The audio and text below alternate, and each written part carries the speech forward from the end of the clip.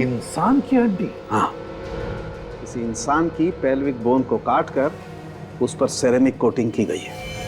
लेकिन ये कैसे हो सकता है सर? हो सकता है, मैं बताता हूं। बॉस, हजारों साल पहले भी लोगों ने इंसान की हड्डियों से क्रॉकरी बनाई है। ये देखो, ये जो चम्मच है ये किसी ने छोटे बच्चे की उल्ना, ये हाथ की ऊपर वाली हड्डी को तराश के बनाई है, जैसे कि वो चम्मच बनी है। और इतना ही नहीं बॉस, वो जो प्लेट आप लोगों को होटल से मिली है उसमें तो एक नहीं, अलग अलग 12 इंसानों की हड्डियां मिली हुई है। उस प्लेट में 12 लोगों की हड्डियां मिली है? हाँ। माय गॉड, कौन कर सकता है ये तो कोई ऐसा आदमी कर सकता है जिसका मानसिक संतुलन पूरी तरह से बिगड़ गया है। पता लगाना पड़ेगा होटल से कि उनको क्रॉकरी कौन सप्लाई करता है।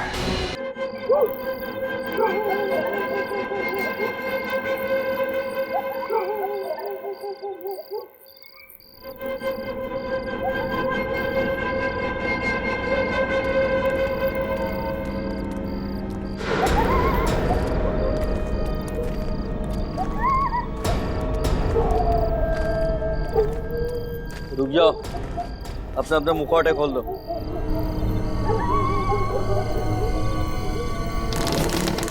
जाओ अंदर।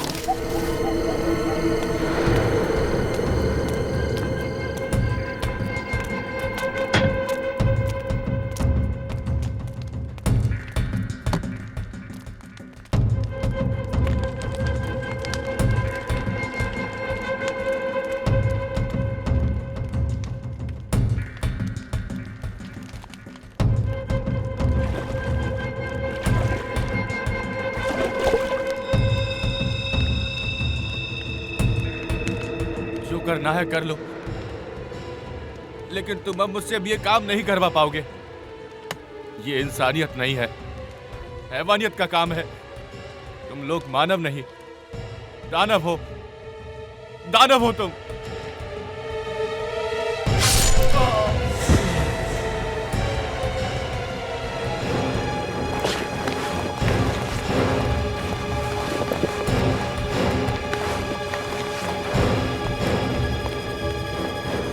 कान खोलकर सुन लो, जो हमारे खिलाफ आवाज उठाएगा उसे हमेशा के लिए सुला देंगे हम।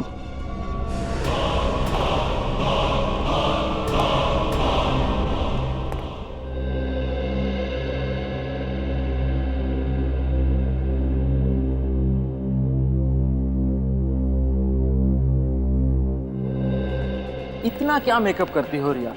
कुछ देर और अगर मेकअप कर लेती ना तो आज रेस्टोरेंट बंद हो जाता। ओह कम ऑन जगत, लड़कियां बिना खाने के रह सकती हैं पर बिना मेकअप के नहीं। एनीवेज तुम नहीं समझोगे ये सब।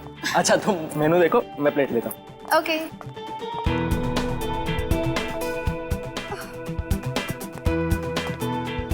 ये कितना ऑयली है, मैं नहीं खाऊंगी ये सब। रिया, थोड़ा खाने से कुछ नहीं होता है। नहीं, मुझे तो अपना 6 किलो वेट और कम करना है। एक काम करती हूँ, मैं सूप ले लेती हूँ। मैडम जी, इतनी डाइटिंग करोगी तो एक दिन हवा में गायब हो जाओगी। ठीक है, तो ये क्रैब सूप है, वो ले लो। ठीक है? ओके। उफो, यहाँ तो सूप बॉल ही नहीं है। सॉरी मैम, एक मिनट प्लीज। Thank you.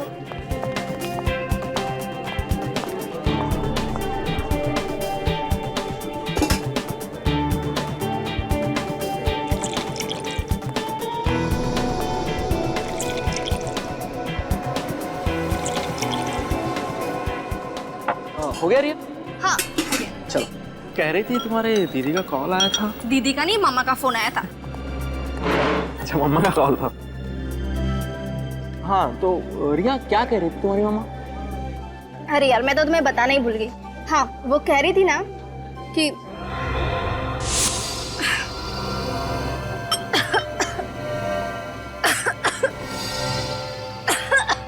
क्या हुआ रिया? कैसा तो लगता क्या हुआ रिया?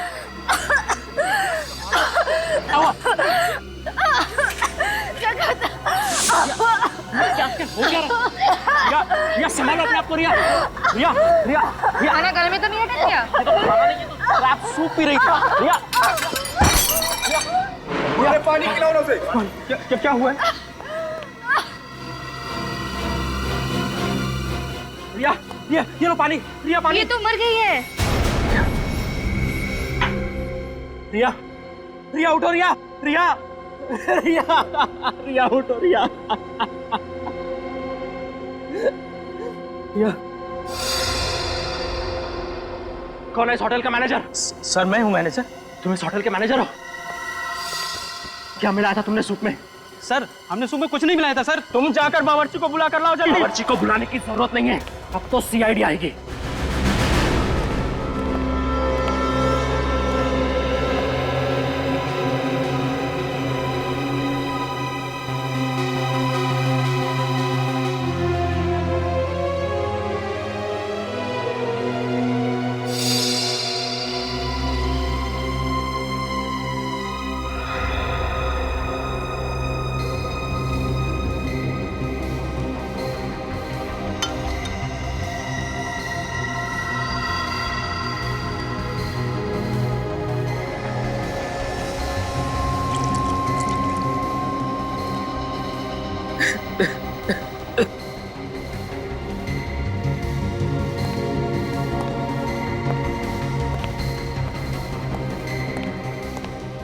कैसे हुआ ये सब?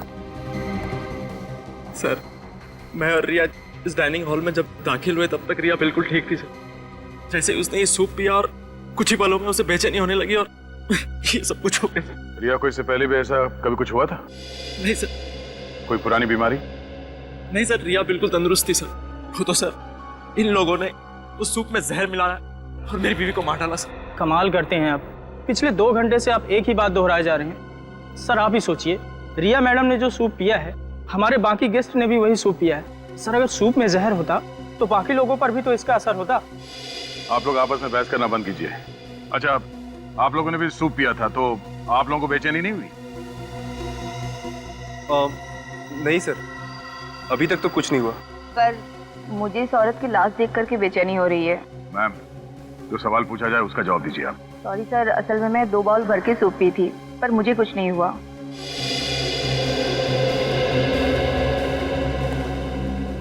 हाँ बुरी, कुछ पता चला? सर पूरी बॉडी अच्छी तरह से चेक कर, बॉडी में जहर का कोई सिम्टम नहीं है सर। कोई सिम्टम नहीं है? कुछ समझ में नहीं आ रहा। इन लोगों ने भी वही सूप पी और इन्हें कुछ नहीं हुआ, सब नॉर्मल है। तो अब क्या करें सर? डेड बॉडी को फोरेंसिक भेज दूं?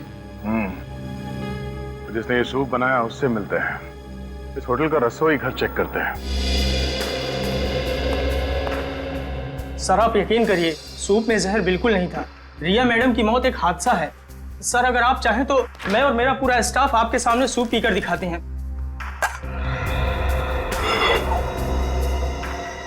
मैं आप लोगों को एक आखिरी मौका देता हूँ, सच बताओ, हाँ? क्या सूप में जहर था? नहीं साहब, सूप में जहर नहीं था। सर सूप मैंने ही बनाया था सर। जब से ये रिसोर्ट शुरू हुआ है तब से मैं यहाँ काम कर रहा हूँ सर। कभी भी किसी भी गेस्ट के साथ ऐसा हादसा नहीं हुआ सर। फिर मैं किसी गेस्ट को क्यों मारूंगा सर? सर अंदर कोई जहरीली चीज नहीं मिली। आप सब लोग एक बात कान खोल के सुन लो। अगर आप में से किसी ने भी कोई चालाकी की, किसी भी चीज को हिलाने की या मिटाने की कोशिश की, तो माफी मांगने के लायक नहीं रहोगे, समझे?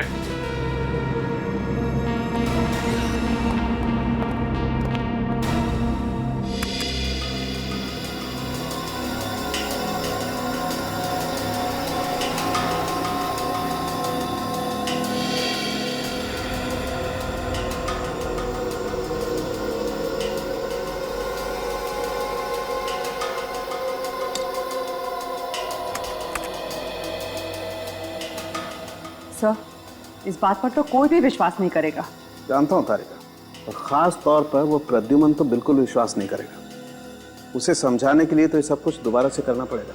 क्या समझाना चाहता था तू सारंग कि रिया के सूप में जहर था? जहर नहीं था बॉस। मैं रेहा का सूप और बाकी खाने की चीजें टेस्ट कर चुका हूँ। रेहा की मौत जहर की वजह से नहीं हुई। जहर की वजह से नहीं हुई तो फिर हुई कैसे मौत? एलर्जी से। एलर्जी से? हाँ बॉस। जैसे ही रेहा ने वो क्रैब सूप पिया, उसके फूड पाइप में स्वेलिंग होने लगी। वो सूजने लगा, जिसने ट्रैकिया पर प्रेशर डाला और उसकी वजह से इसका दम घुट गया और ये मर गई। तो अगर रिया की मौत एलर्जी से हुई है, जहर से नहीं, तो फिर इसके पति का शक भी सही नहीं है। कोई केस है ही नहीं बॉस, केस तो है। रिया का केस नहीं है, लेकिन एक और केस आप लोगों का इंतजार कर रहा है। वो क्या? तो होटल में से जो प्लेट, चम्मच और बोल आप लोग लाए थे, उसमें से एक अजीब बात पता चली है। अजीब बात मतलब? बताता हूं, आइए।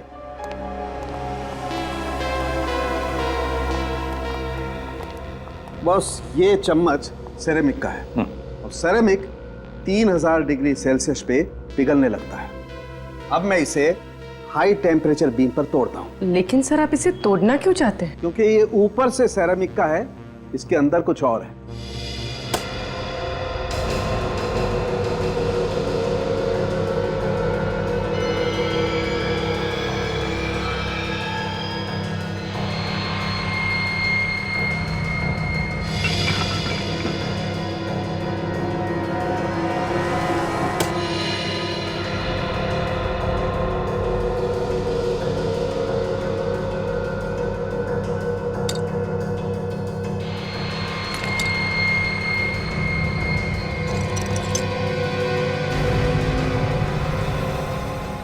या सालुंखे, ये तो हड्डी है।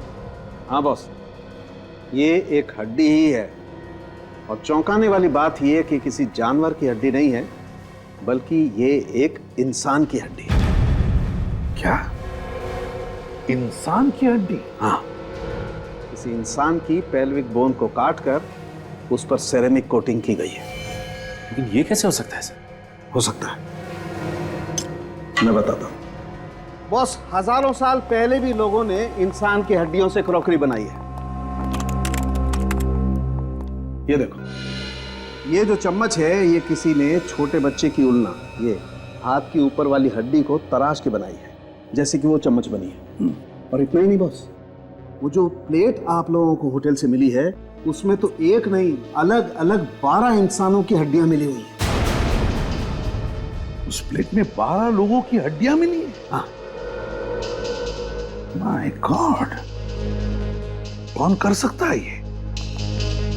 ये तो कोई ऐसा आदमी कर सकता है जिसका मानसिक संतुलन पूरी तरह से बिगड़ गया है।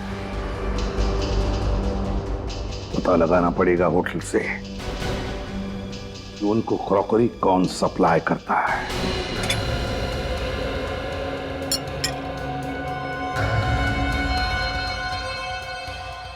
क्या सर, ये क्या बोल रहे हैं? इंसानों की हड्डियों से बने हुए बर्तन? हाँ, और ये सारे बर्तन हम ले जा रहे हैं ताकि चेक करके देख सके ये भी वैसे ही इंसानों की हड्डियों से बने हैं या नहीं। और अगर सब के सब जेल की हवा नहीं खाना चाहते हो तो जल्दी से बताओ, ये इंसानी हड्डियों से बनी क्रॉकरी इस रिसोर्ट में कहां से आई है? सर, हम तो बावर्ची हैं। सामान खरीदने और पसंद करने की जिम्मेदारी तो मैनेजर साहब की है। नहीं सर, मैंने ये क्रॉकरी बिल्कुल पसंद नहीं की सर। सर, आज एक सेल्समैन आया था सर, उसने ये सैंपल के तौर पर दिया। सर, महंगाई कितनी बढ़ गई है। इतने बड़े रेस्टोरेंट में भी क्रॉकरी का बजट नहीं है, सैंपल से काम चला रहे हैं। ये सैंपल की क्या कहानी है? हाँ सर, आज सुबह एक सेल्समैन आया था, उसने ये सैंपल दिखाते हुए कहा कि अगर ये क्रॉकरी सबको पसंद आ जाए तो इसे होलसेल में ऑर्डर कर देना। कुछ बताया उसने? किस कंपनी से आया था वो? हाँ, मैंने उससे कंपनी का नाम पूछा था तो उसने बताया कि उसके बॉस की कोई बहुत बड़ी कंपनी नहीं है, वो लोग कुछ हस्तकला का उनका छोटा मोटा कारोबार है। अगर उसे होलसेल में ऑर्डर की उम्मीद थी तो उसने अपना नाम, पता या फोन नंबर तो दिया ही होगा ना? हाँ सर, उसने अपना नाम धवल बताया था सर, और नंबर भी दिया है। सेल्समैन धवल?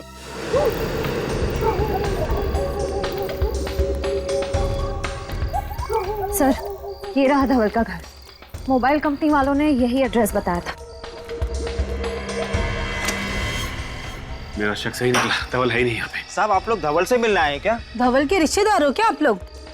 जी नहीं, हम लोग सीआईडी से। बाबा रे बाबा, सीआईडी से? देखा, मुझे मालूम था कि वो एक नंबर का लफड़ेबाज है। ऐसा क्यों? क्योंकि साहब वो सुमड़ी में रहता था खाना भी बाहर से आता था और पानी भी। कब से रह रहा था वो यहाँ पे? 3 महीने हो गए मैडम, लेकिन 3 महीने में मुश्किल से 3 बार किसी से बात किया होगा। वैसे ये बताइए कि इस धवल के बारे में कोई ऐसी बात जो आप लोगों को अजीब सी लगी? 2 हफ्ते में एक बार एक वैन आता था, वो भी देर रात को। कैसी वैन?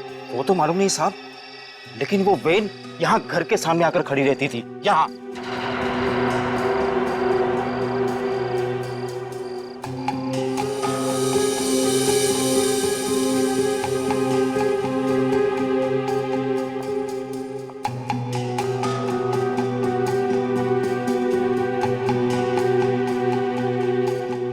धवल और दूसरा आदमी उसमें से बड़ा बड़ा कार्टून निकाल के घर के अंदर ले जाता था। ठीक है, अगर आप लोगों की जरूरत पड़ेगी तो हम बुलाएंगे। आप लोग यहीं रुकिए। जी। क्या हो श्रेया, कुछ मिला क्या? सर ये देखिए, शायद धवल की फोटो है ये। धवल की फोटो? इस फोटो को देखिए, क्या यही धवल है? हाँ साहब, यही धवल है।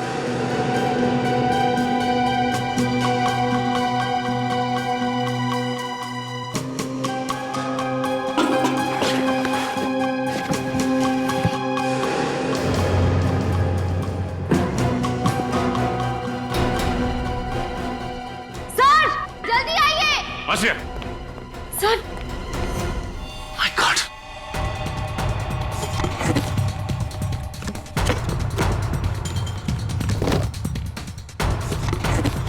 Oh no!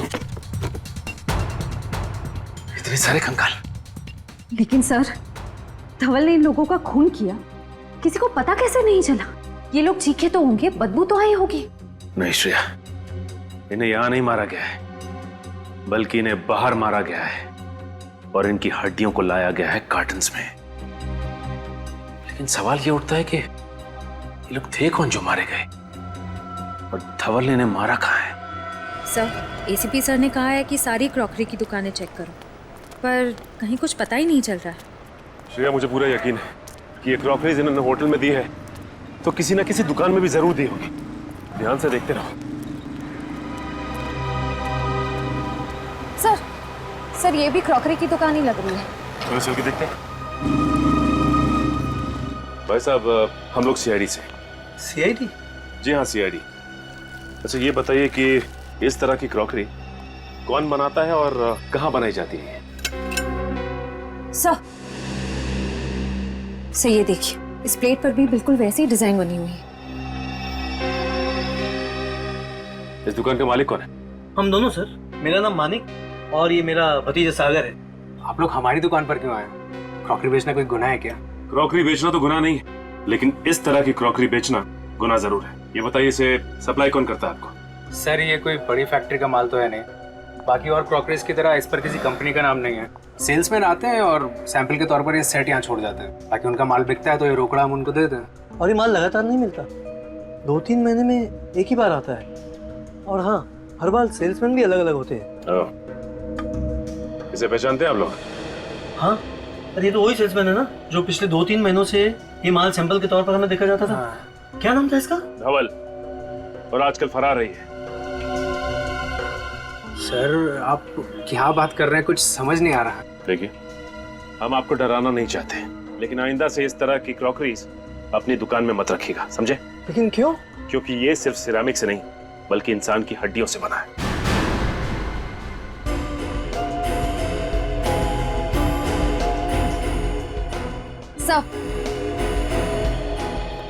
सर ये देखिए, वैसी ही प्लेट है और वैसा ही बोल है।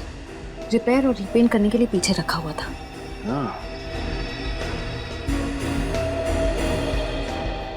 भाई साहब, इसे रिपेयर और रीपेंट आप किससे और कैसे करवाते हो? सर वो धवल वही ऐसे खराब पीसेस को खुद आकर वापस ले जाता है और वर्कशॉप में रिपेयर करवाता है। श्रेया, एक बार ये पता चल जाए कि ये कारीगर हैं कौन, तो सप्लायर कौन है ये खुद ब खुद पता चल जाएगा। सर, धवल के घर से जो खोपड़ियां मिली हैं, उसके जरिए डॉक्टर साळुंके ने अब तक 15 लोगों के चेहरे बनाए हैं। सर ये है वो लोग।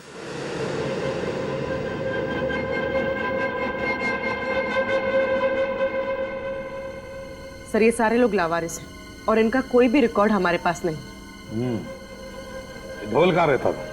सर दहीसर के पास किसी रजाना गांव में। दहीसर के पास किसी रजाना गांव में? इस रजाना गांव के पास तो कोई मुर्दाघर है, और ये जो कोई भी ये सब कर रहा है तो जरूर कहीं ज्यादा दूर नहीं जाएगा लाशों के लिए। रजाना गांव के पास के मुर्दाघर से ही लाशें उठाई होंगी उसने। पता लगा और इस मुर्दाघर से। उस समय से मुझे ऐसा लग रहा था कि मुर्दाघर से कुछ लाशें कम हुई है, लेकिन जब आपने कंकाल की मदद से बने हुए चेहरे दिखाए तब मुझे यकीन हुआ। आप यहाँ के एडमिनिस्ट्रेटर हैं, आपके नाक के नीचे लाशें गायब हो रही हैं, आपको पता नहीं चल रहा है? मुझे अपने स्टाफ पर जरूरत से ज्यादा विश्वास था, तो गलती मेरी है सर। ये मैं देख के भाग क्यों गया? पता नहीं। हमारे बारे में से कुछ बताया था क्या? सिर्फ इतना है कि सीआईडी गायब लाशों की इंक्वायरी कर रही है। दरवाजा खोलो। देखो तुम बच के जा नहीं सकते, खोलो दरवाजा।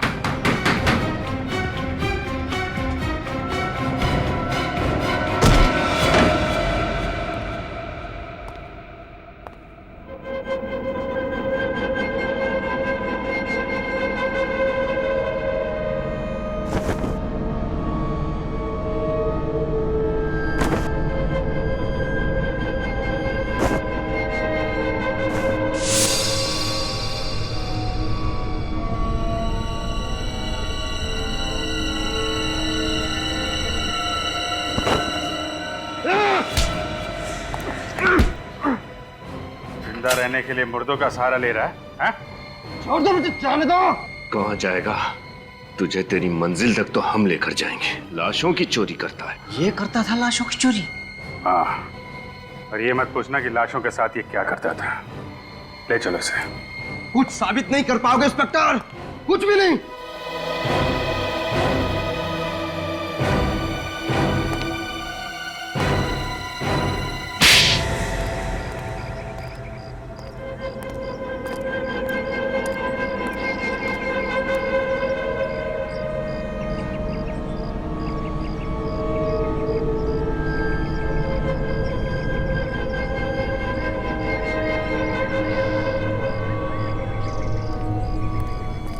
श्रेया, तुम्हें पूरा यकीन है कि यही वो जगह है? हाँ सर, हमारे खबरी ने इसी जगह के बारे में बताया था जहाँ पर क्रॉकरी पर हैंड पेंटिंग करने वाले कारीगर काम करते हैं। सर उसने तो ये भी बताया था कि इनमें से कुछ कारीगर रात में कभी कभी गायब हो जाते हैं।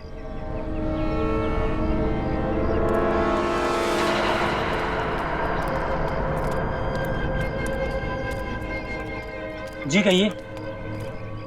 हमें क्रॉकरी पे। देखिए मैम, हम क्रॉकरी नहीं बेचते, आपको शायद कुछ गलतफहमी हुई मैम। हम लोग तो बस यहाँ के कारीगर हैं और इसमें पेंटिंग करते हैं। हमें भी ऐसे कारीगर की तलाश है जो इस तरह की पेंटिंग कर सके। ये देखिए,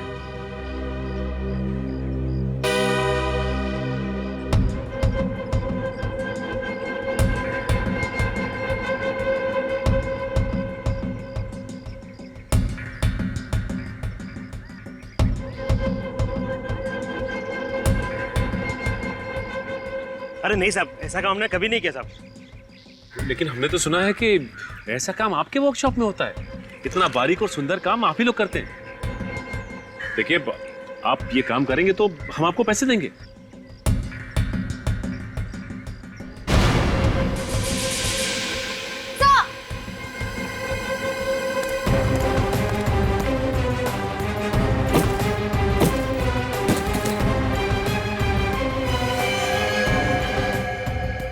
ये तो मर चुका है। रुक जाओ, गोली मार दूंगा मैं।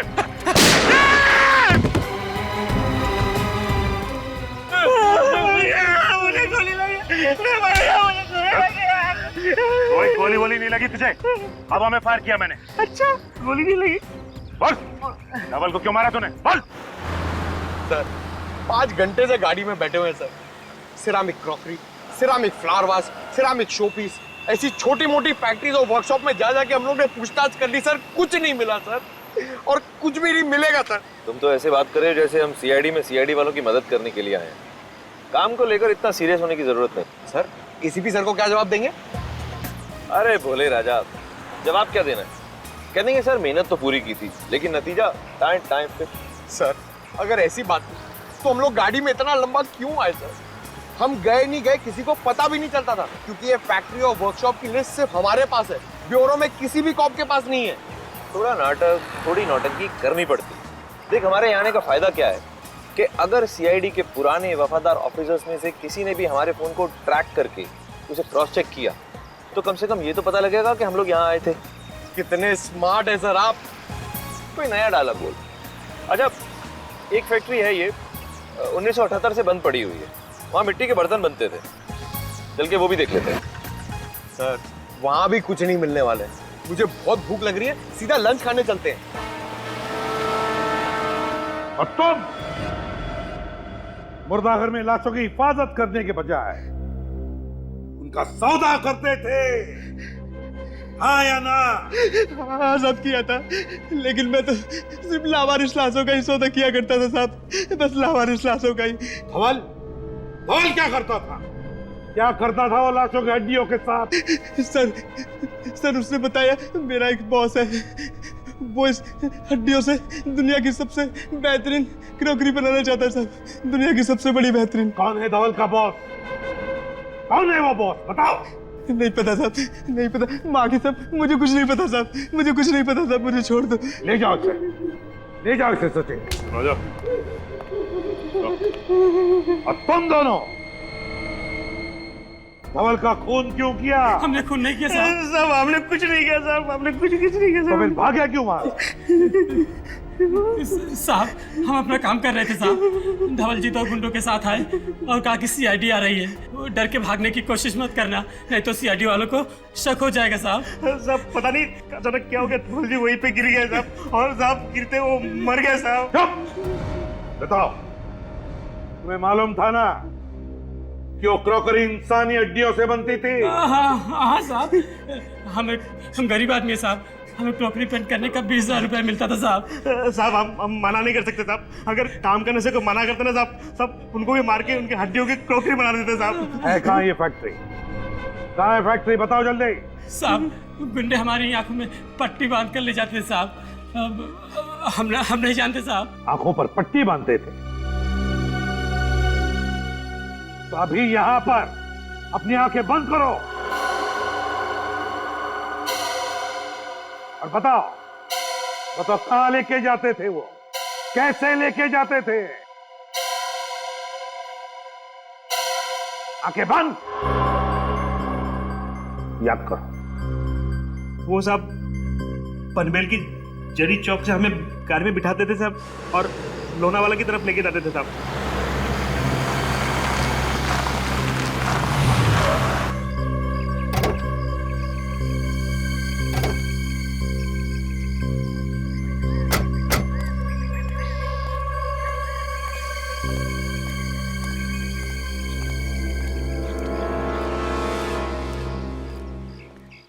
सर दिखने में तो कितनी बड़ी फैक्ट्री लग रही है ना।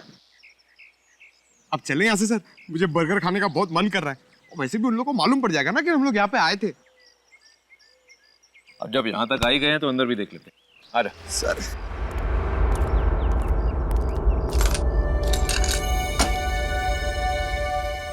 ये फैक्ट्री 1978 से बंद पड़ी है, फिर ये ताला नया कैसे? सर अभी तो आपने कहा था कि हम लोग सीआईडी का काम करने नहीं आए, तो ये ताला नया हो कि पुराना, आपको क्या फर्क पड़ता है? अरे बुद्धू, यही तो मौका है। देख अगर कोई काम की चीज हाथ नहीं लगी तो बोल देंगे सर हमें कुछ भी नहीं मिला, लेकिन अगर कोई सुराग या सबूत हमारे हाथ लग गया तो सोच, पूरे शहर में ढिंडोरा पिट जाएगा कि सूरज और पंकज ने इतना मुश्किल केस अकेले ही सॉल्व कर लिया, जिसे सीआईडी के बड़े बड़े दिग्गज भी सॉल्व नहीं कर पाए थे। हाँ सर। समझा? एक काम कर, आसपास जरा जाकर देख कोई मिलता है क्या। मैं ये ताला तोड़ने की कोशिश करता हूँ। Okay sir.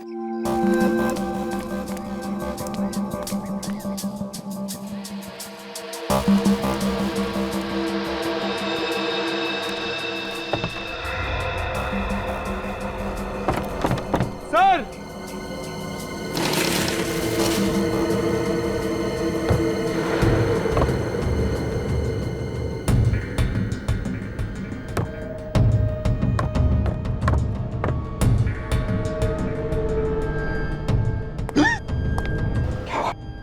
सर हड्डी। चुप। सर मैं कह रहा हूं अभी भी वक्त है, दया सर और अभिजीत सर को बुला लीजिए। ये जगह बहुत डरावनी है सर, मुझे बहुत डर लग रहा है। चुप। ऐसी छोटी मोटी तहकीकात के लिए उन्हें बुलाने की क्या जरूरत है?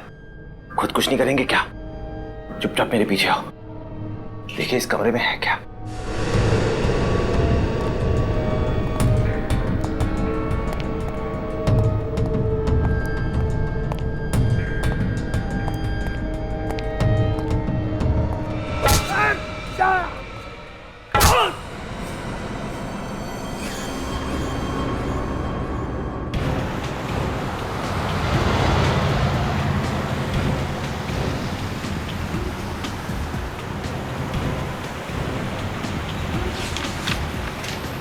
कारीगरों का कहना था कि पनवेल के जरी मार्केट से उनको उठाते थे, आंखों पे पट्टी बांधते थे और फिर लोनावाला की तरफ 20 से 25 मिनट तक लेके जाते थे गाड़ी में। सर, और करीबन 10 मिनट के बाद गाड़ी दाहिने मुड़ जाती थी। 6-7 मिनट तो हो गए हैं लोनावाला की तरफ। देखते हैं आगे कौन सा राइट टर्न है।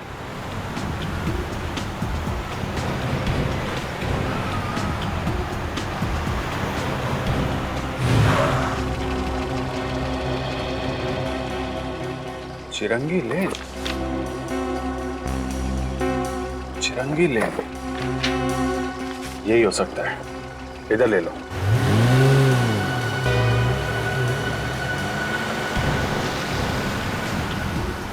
सर ये रास्ता तो शहर से दूर जंगल की तरफ जा रहा है। सर, उम्मीद है कि उन कारीगरों का अंदाजा सही होगा। पूर्वी 6 महीने से लगातार उन लोगों को इसी रास्ते पे लेके जा रहे हैं। उनका अंदाजा गलत नहीं होगा कि सूरज और पंकज का भी मोबाइल आखिरी बार यहीं पे ट्रैक किया गया था। इधर ही चलो।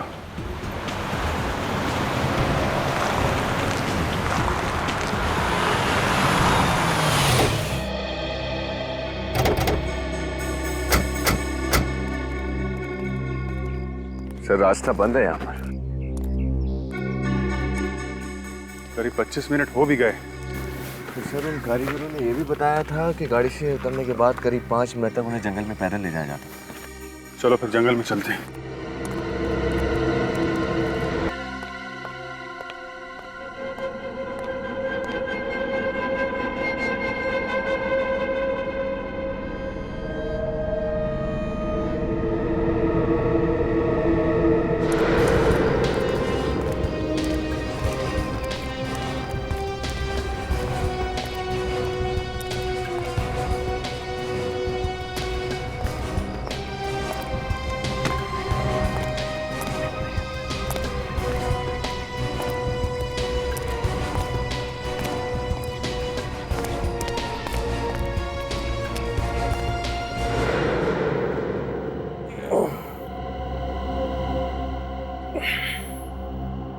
पंकज, पंकज,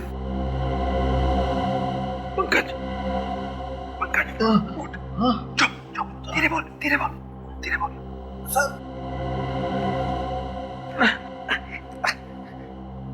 सर मैंने आपसे कहा था ना, दया सर और अभिजीत सर को बुला लेते, लेकिन आप मेरी बात सुनते ही नहीं। चुप कर, हर वक्त रोता रहता है। अरे रोग आती तो क्या करूंगा सर?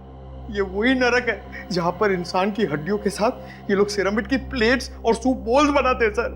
सर मैं आपके हड्डियों के प्लेट और सूप बोल्स बनते हुए नहीं देख सकता हूँ सर। अरे कुछ नहीं होगा हमें। सर कैसे कुछ नहीं होगा? सीआईडी की टीम को पता भी नहीं कि हम लोग कहाँ पर हैं और हमारे पास बंदूकें भी नहीं है। तो क्या होगा? भूल गया सीआईडी की ट्रेनिंग? हम सीआईडी वालों को बंदूक नहीं, हाथों से लड़ना भी सिखाया जाता है। और आज हम सिर्फ सीआईडी की इज्जत के लिए नहीं, अपनी जान के लिए भी लड़ेंगे।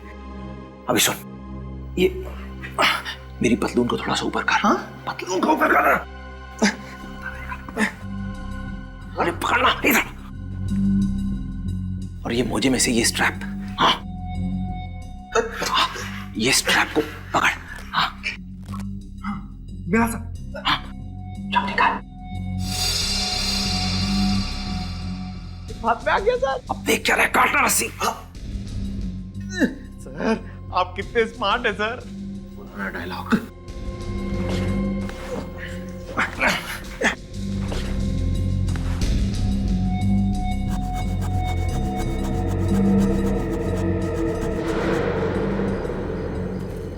सर, इतने बड़े जंगल में उस जगह को ढूंढना बहुत ही मुश्किल होगा। याद है उन कारीगरों ने कहा था ना कि जंगल में कुछ दूर चलने के बाद उनके शरीर पे पानी के छींटे पड़ते थे। सर यहाँ ना तो कोई नदी है ना ही कोई झरना। कुछ ना कुछ तो होना चाहिए। सर कहीं ऐसे तो नहीं कहीं कोई पानी का पाइप वाइप फट गया हो सकता है, ढूंढो।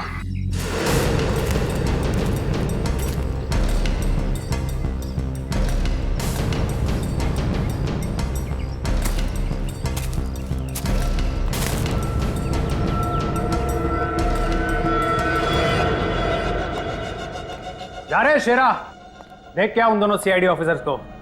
अब तक तो होश आ गया होगा, कब से तड़प रहा हूं उन दोनों से मिलने को। जा देख क्या जल्दी। Yes boss.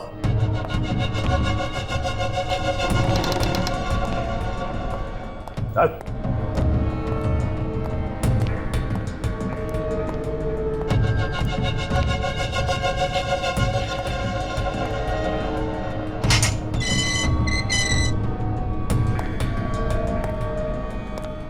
ओए, उठो, ओए, हट, हट।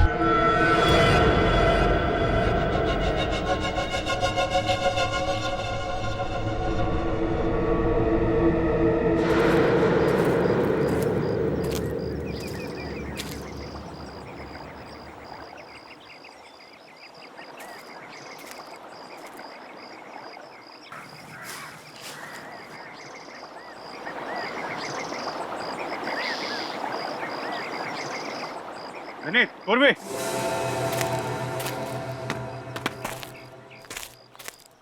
यहाँ अंदर पानी का पाइप जा रहा है।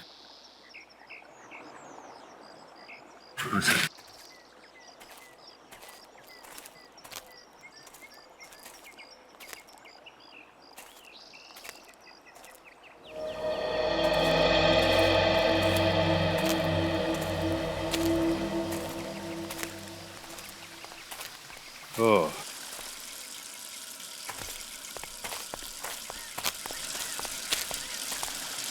यहाँ पे पानी की पाइप फटी हुई है। तो लगता तो हम सही जगह आ गए। सही करो विनीत, यहीं कहीं आसपास होगी वो जगह। तो ये है वो जगह जहाँ पे सूरज और पंकज को कैद करके रखा है। चल चल फटाफट।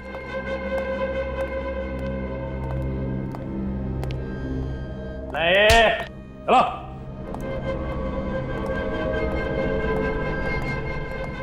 चल चल अंदर चल।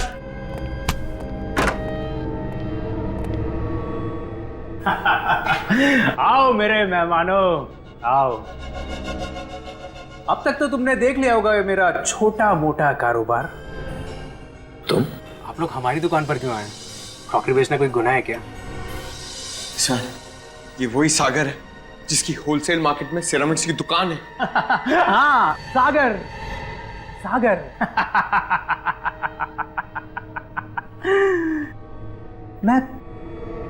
मैं प्यार का सागर हूं, दया और मानवता का सागर।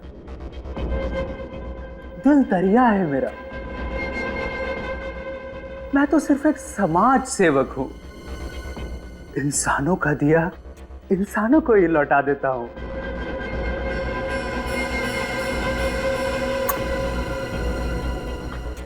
इंसानों की हड्डियां मिट्टी में क्यों मिले? इन हड्डियों से बर्तन क्यों ना बनाए जाएं? हैं?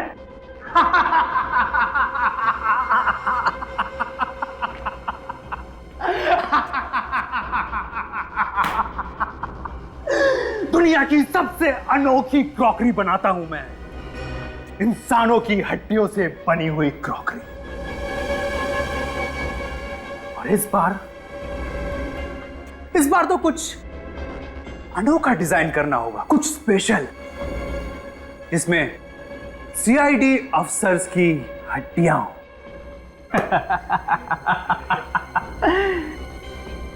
और उस रेंज का मैं अनोखा नाम रखूंगा। हाँ, सीआईडी स्पेशल रेंज। सब कुछ बिक जाएगा, सब कुछ बिक जाएगा। चुप! ये तू ठीक नहीं कर रहा है सागर। तुझे अंदाजा नहीं है कि हम सीआईडी वाले क्या कर सकते हैं। सीआईडी वाले नहीं, करूंगा अब मैं। शेरा, लेके जाए इन दोनों को और जिंदा तेजाब में डाल दे। कुछ ही देर में दोनों तड़प तड़प के मर जाएंगे। उसके बाद इन दोनों की हड्डियों से बनेगी सीआईडी स्पेशल क्रॉकरी। लेके जाओ।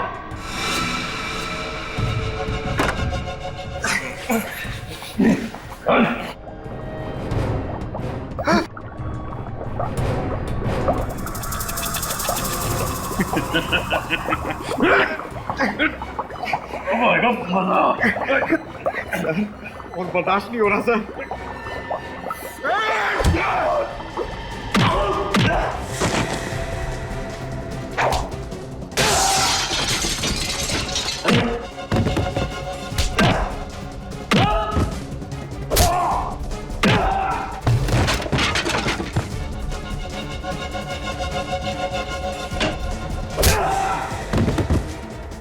सीआईडी की हड्डियों से क्रॉकरी बनाएगा।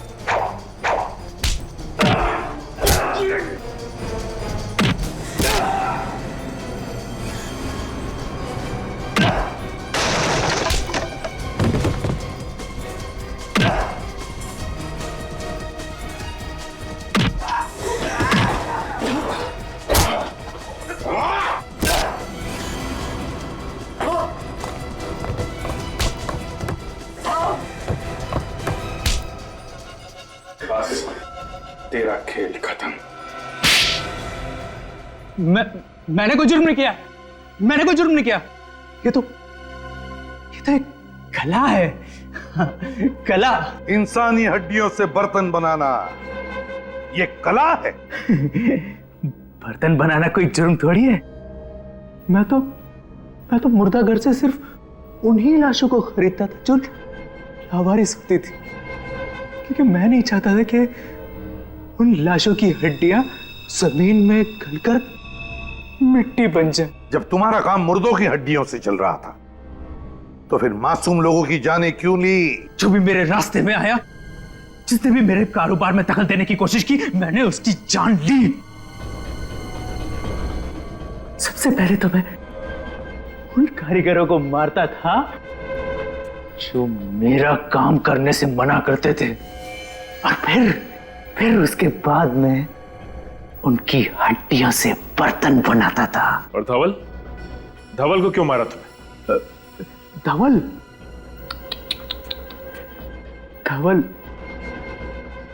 मेरा बहुत चहीता था, दाहिना हाथ था मेरा। लेकिन क्या करें, आप लोगों ने उसको पहचान लिया और धंधे की वजह से मुझे उसको मारना पड़ा। अब आज के बाद अपनी खुद की हड्डियों के अलावा और किसी की भी हड्डियों को महसूस नहीं कर पाओगे। मेरी हड्डियां मरने के बाद मैं अपनी हड्डियों से भी बर्तन बनाऊंगा। इस तपस्या को कोई भंग नहीं कर सकता। इसकी दिमागी हालत ठीक नहीं कोई है, भंग नहीं कर सकता। साइकेट्रिक ट्रीटमेंट की जरूरत है इसे। फिर अदालत ही तय करेगी इसे क्या सजा देनी है। ले जाओ इसे,